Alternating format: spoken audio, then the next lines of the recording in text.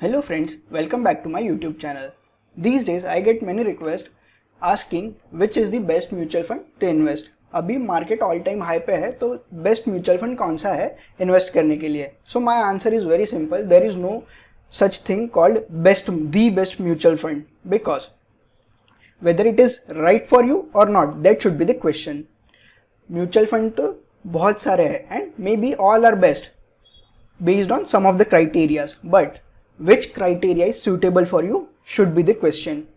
ये मेरा requirements है तो मेरे requirements के हिसाब से कौन सा right म्यूचुअल फंड है जो जिसमें बहुत ज़्यादा हाई probability है which will fulfill my requirements or it will fulfill my goal. So that should be the question. तो अगर आपको वो एनालाइज करना है तो there is a method to select a right mutual fund based on your objective और goal. So I can tell you how to do it, but there is no such thing कि everybody keeps on asking which is the best mutual fund. So answer is very simple. There is no mutual fund which is the best और there are all mutual fund which are the best. So let us begin with the process you need to follow to select a right mutual fund for your requirements. So सबसे पहला in this process the first step is to have clarity in your mind what you are doing and why you are doing. First of all, you need to understand mutual fund as a product. Mutual fund as a product is for long term. If you are planning to have some mutual fund like for 6 months, 1 year, then you should not be looking at mutual fund. ठीक है. Then main important aspect is what is the objective of your investment. If you don't know your objective, it is very difficult to find mutual fund for yourself. So सबसे पहले मेरा objective क्या है. तो let's take an example. मुझे 10 years के बाद एक प्रॉपर्टी या let's say एक घर लेना है. ठीक है. आज की तारीख में वो घर की वैल्यू 50 लाख है. तो अगर मैं इन्फ्लेशन को ऐड कर दूं तो मे बी आफ्टर 10 years उसका वैल्यू 1 करोड़ हो जाएगा. तो मैंने मेरा इन्वेस्टमेंट ऑब्जेक्टिव क्लियर कर दिया कि आफ्टर 10 years मुझे 1 करोड़ रुपीज़ का सम चाहिए. तो मुझे थोड़ा क्लैरिटी मिला. तो first you should set your investment objective. ठीक है. देन टाइम होराइजन बहुत ज़्यादा इंपॉर्टेंट है. 10 years का अगर टाइम होराइजन में रखता हूँ आफ्टर 10 years तो 1-2 साल आगे पीछे ठीक है, but I can not do like that कि I want to buy home for after 5 years, but मैं म्यूचुअल फंड सब देख रहा हूँ for 20 years 15 years. So time horizon is very important. ये टाइम होराइजन इंपॉर्टेंट क्यों है? If you are using SIP that is systematic investment plan as a mode, तो आपको कितना SIP अलोकेट मंथली आपको कितना कॉन्ट्रीब्यूशन करना पड़ेगा, it will help you to evaluate that. And the third thing, what is your risk appetite. Now what is the risk appetite? बहुत लोग रहते हैं वो लोग देखेंगे कि लास्ट ईयर लेट्स से एक म्यूचुअल फंड ने 50% रिटर्न्स दिया. So what they'll do, they'll search for mutual fund which are having returns of 50%, but they don't understand अगर वो कोई सेक्टोरियल फंड रहा और वो सेक्टर में भी लास्ट 2-3 साल में बहुत ज़्यादा अच्छा परफॉर्म किया है, but maybe for next 10 और 12 years it will not perform at all.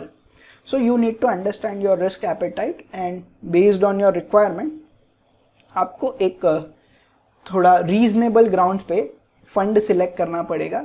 Let's say if you are investing for 10-12 years, so you can take 8-10% as the rational expectation of returns.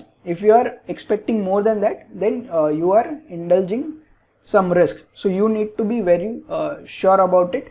Okay, if you are expecting let's say 15 or 18% returns, then there are very high chances that that sum which you want in future may not be allocated. क्योंकि इतना return अगर generate नहीं हुआ तो आपने जो सम expect किया है कि मुझे आफ्टर 10 years इतना चाहिए तो वो नहीं मिलेगा. So you need to understand and get clarity on all this factors.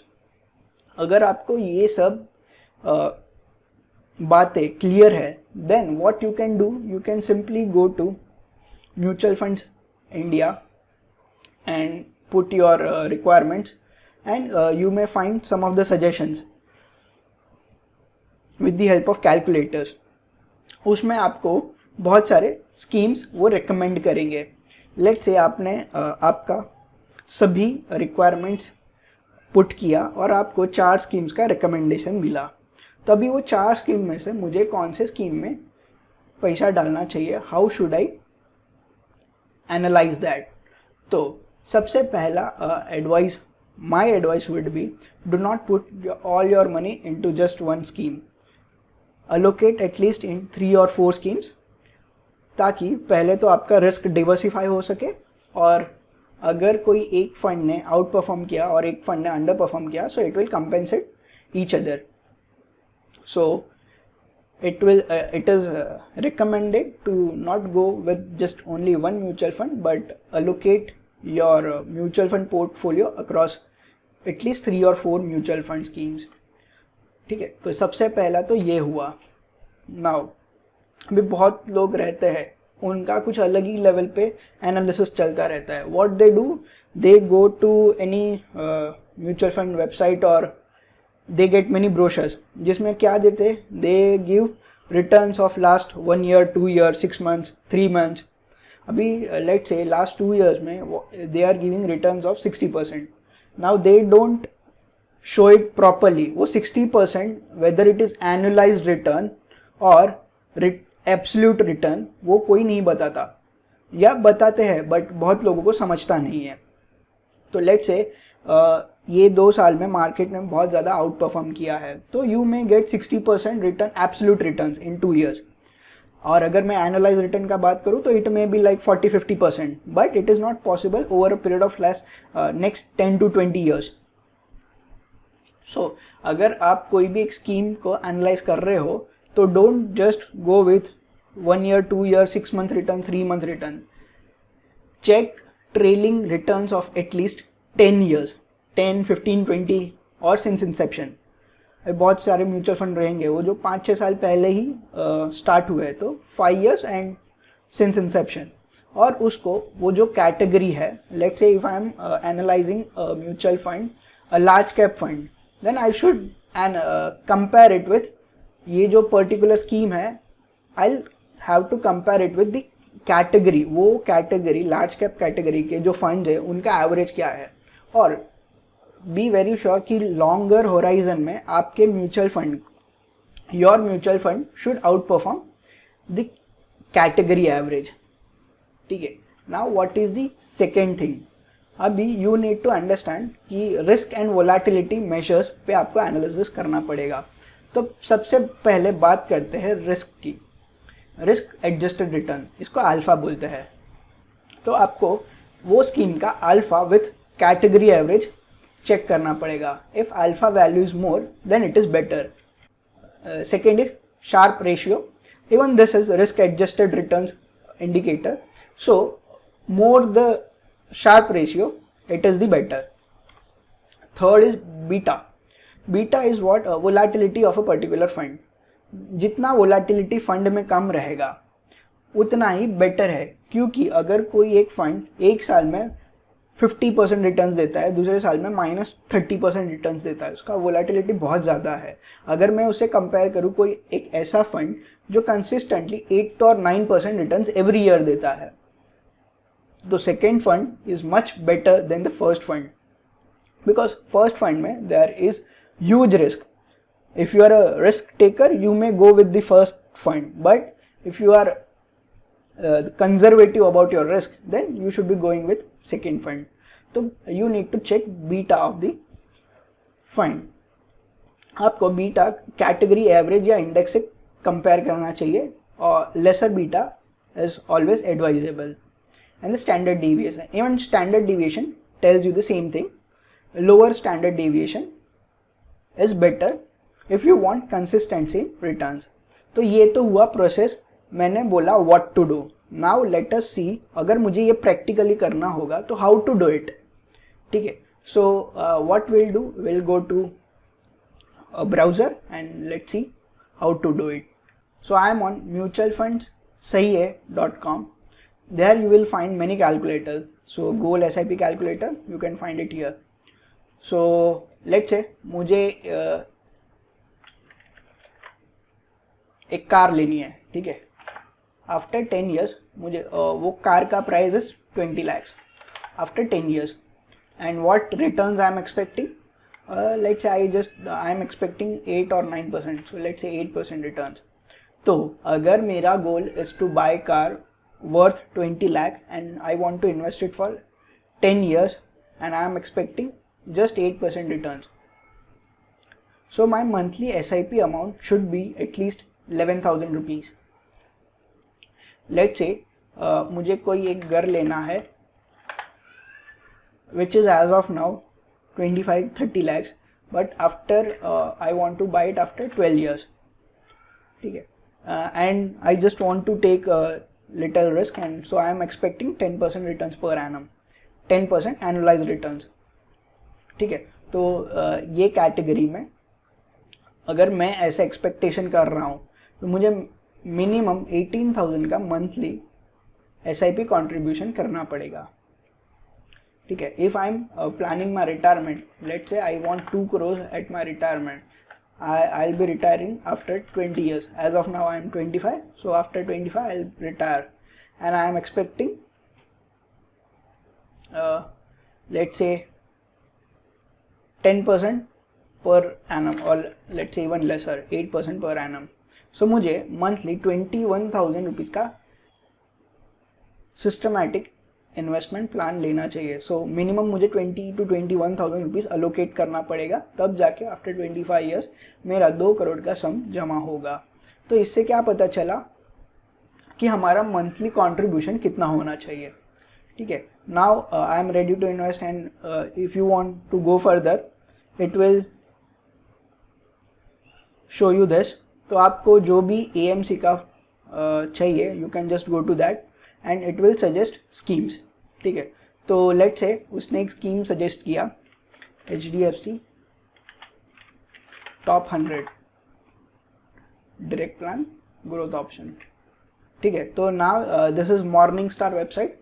तो मैं मॉर्निंग स्टार और मनी कंट्रोल ये दोनों वेबसाइट साइमल्टेनियसली यूज़ करता हूँ।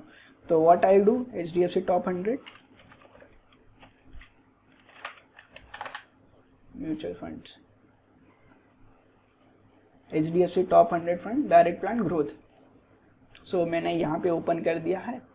तो यहाँ परफॉर्मेंस में मुझे रिटर्न्स मिल जाएंगे। हमने 5 चीज़ें देखी थी। First was trailing returns. तो फर्स्ट मुझे रिटर्न्स देखना पड़ेगा। So trailing returns are nothing but analysed returns. तो इसमें मुझे सिर्फ 5 ईयर का डेटा अवेलेबल है, 10 और 15 ईयर का डेटा अवेलेबल नहीं है। So what I suggest, you should not be looking at 1 month, 3 month, 1 year, 3 year data. Minimum 5, 10 years or 15 years you should look at.